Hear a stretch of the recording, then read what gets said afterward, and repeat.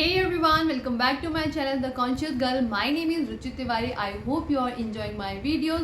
मेरे चैनल पे आपको द लॉ ऑफ अट्रैक्शन से रिलेटेड टेक्निक्स देखने को मिलती हैं जो आपको हेल्प करती है अपनी लाइफ में वो सब कुछ मैनिफेस्ट करने में जो भी आप चाहते हैं.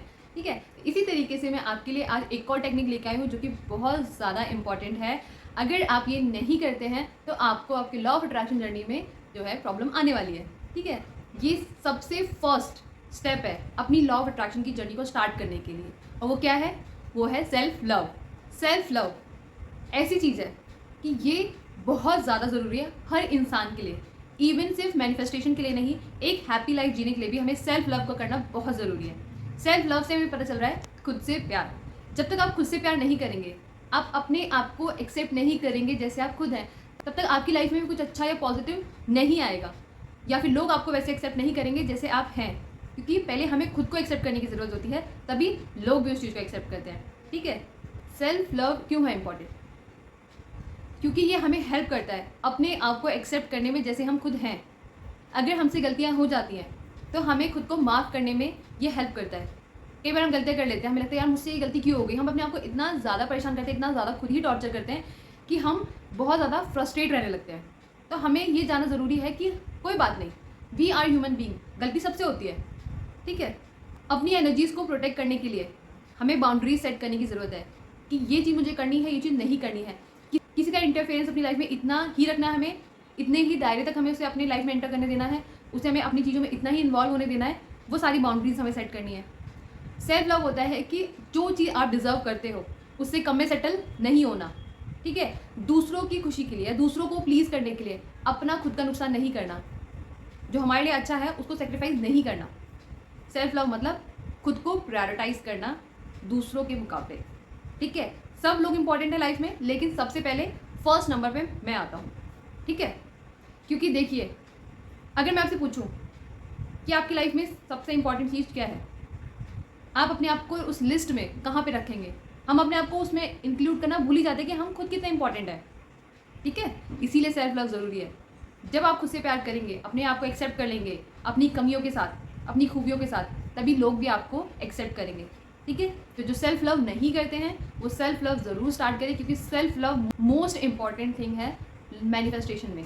जब हम सेल्फ लव करते हैं, खुद से प्यार में होते हैं, हम जब सबसे ज़्यादा प्रायोरिटाइज अपने आप को करते हैं तो हम बहुत ज़्यादा पॉजिटिव वाइब्रेशन में रखते हैं. हम खुश रहते हैं, हमें दूसरों की ज़रूरत नहीं पड़ती है हमें कंप्लीट करने के लिए. हमें अकेलापन फील नहीं होता है, लोनलीनेस फील नहीं होती है. ठीक है, हमें ऐसा नहीं लगता कि काश कोई मेरे साथ होता.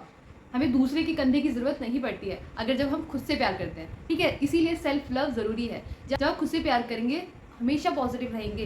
ठीक है, जब आप अंदर से पॉजिटिव रहेंगे तो आपको मैनिफेस्टेशन करने में भी बहुत ज़्यादा आसानी होगी. ठीक है, क्योंकि आप ब्लेस्ड फील करेंगे, आप हैप्पी फील करेंगे. और जब आप पॉजिटिव वाइब्रेशन में रहेंगे तभी तो आप उन चीज़ों को अट्रैक्ट करेंगे जो आपको खुश रखने में हेल्प करेगी. ठीक है, तो इसलिए सेल्फ लव ज़रूरी है. अब सेल्फ लव हम कैसे स्टार्ट करें, हमें ये चीज़ समझने की ज़रूरत है कि अपनी लाइफ में हम सेल्फ लव को कैसे बढ़ाएं. उसको बढ़ाने के लिए सबसे पहला पॉइंट है कि एक डेली रूटीन बना ले सेल्फ केयर का. अपना ध्यान रखें, अपने हेयर्स का, नेल्स का, टीथ का, अपनी बॉडी का हमें ध्यान रखना है. अच्छी डाइट लेनी है, अपना स्किन केयर करना है, अपने बालों की केयर करनी है. ठीक है, फेस पैक लगाओ, फेस मास्क लगाओ, आप स्क्रबिंग करो, वैक्सिंग करो, कुछ भी करो. ठीक है, तो एक डेली रूटीन बनाना है. जब हम डेली केयर को अपने डेली रूटीन में इंक्लूड कर लेते हैं तो ये हमें हेल्प करता है हमारी मोटिवेशन को बढ़ाने में. ठीक है, हम अपने आप की केयर करते हैं, हम अच्छे दिखते हैं, हमें अच्छा फील होता है.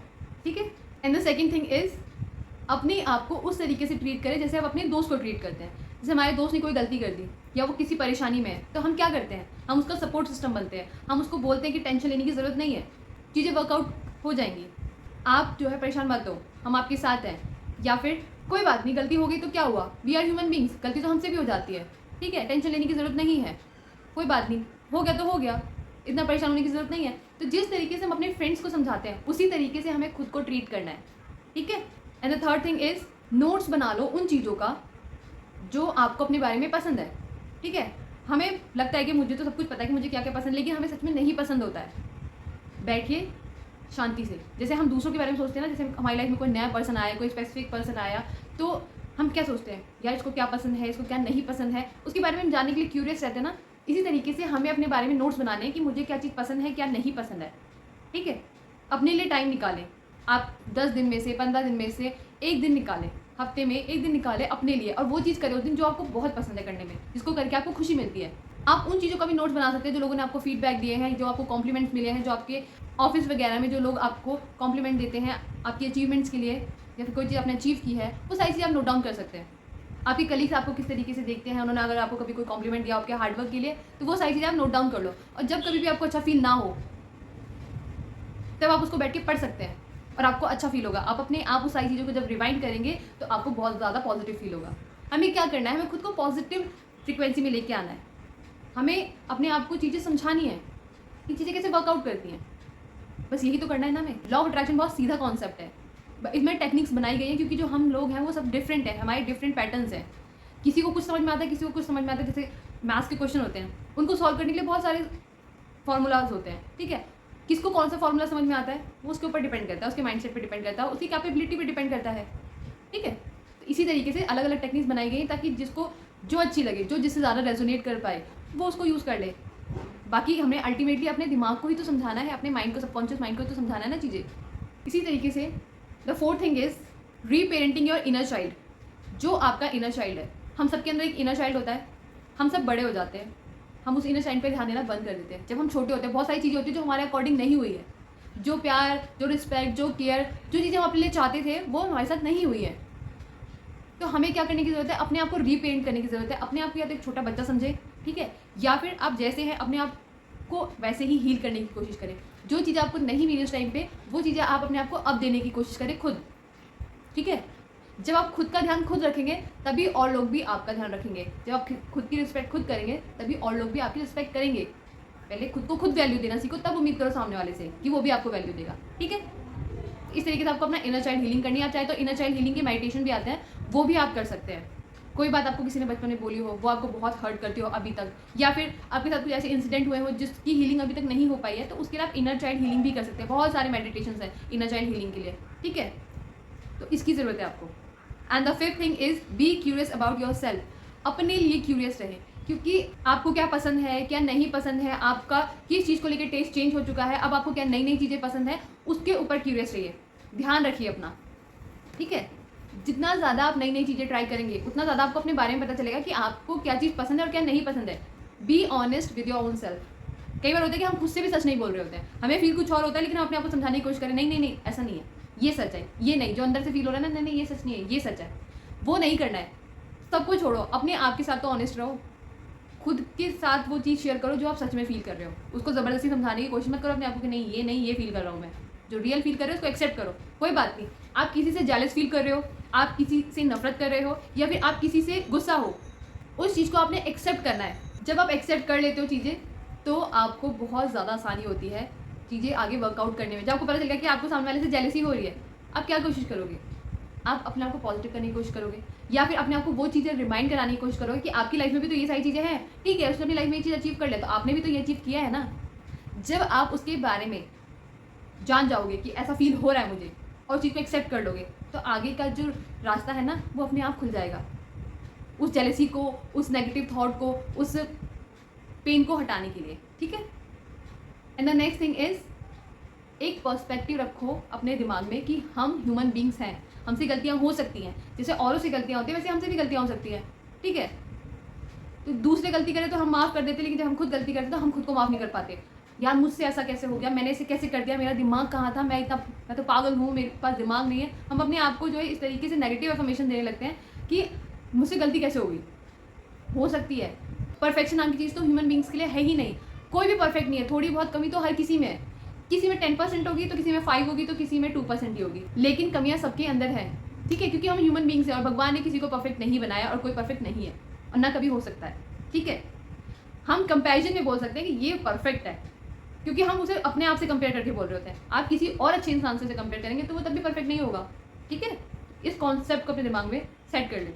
अपने आप से नेगेटिव सेल्फ टॉक ना करें, ये हमेशा ध्यान रखें कि अपने आप को नेगेटिव थॉट ना बोले, कि अपने आप को नेगेटिव चीज़ें ना बोले, ठीक है। हमेशा पॉजिटिव चीज़ों का यूज़ करें।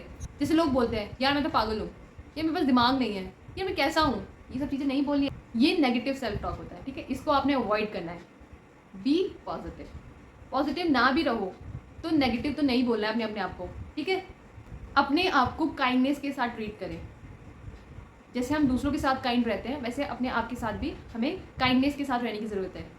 अपने आप को भी चीज़ों के लिए माफ़ करें, अपने आप को एक्सेप्ट करें, अपने आप की जो यूनिकनेस है उसको एम्ब्रेस करें कि आप भी यूनिक हो। उसके अंदर ये अच्छी चीज़ है तो आपके अंदर भी ये चीज़ अच्छी है, उसके अंदर अगर ऐसा है तो आपके अंदर भी ऐसा है, उसकी ये चीज़ सुंदर है तो आपकी ये चीज़ सुंदर है, अगर उसके बाल अच्छे हैं तो आपकी आवाज़ अच्छी है।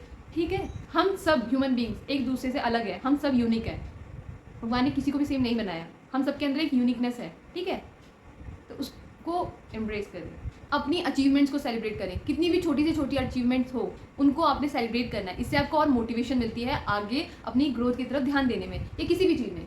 जो भी चीज़ आपने अचीव की है उसको सेलिब्रेट करें, चाहे वो कितनी छोटी से छोटी हो। वो आपको और ज़्यादा मोटिवेट करती है लाइफ में। ठीक है, और लोगों को ना बोलना सीख लें। जैसे हम चीज़ों के लिए हाँ बोलते हैं ना, इसी तरीके से ना बोलना भी हमें आना चाहिए। हम लोगों को हाँ बोलना तो सिखाया जाता है, लेकिन ना बोलना नहीं सिखाया जाता है। इवन आप कंफर्टेबल नहीं हो, आपको पसंद नहीं है, आप इरिटेटेड हो, लेकिन आपने हाँ बोलना है। आप मन मार के काम कर रहे हो, आप गुस्से में काम कर रहे हो, फ्रस्ट्रेट होकर काम कर रहे हो, लेकिन आप ना नहीं बोल सकते।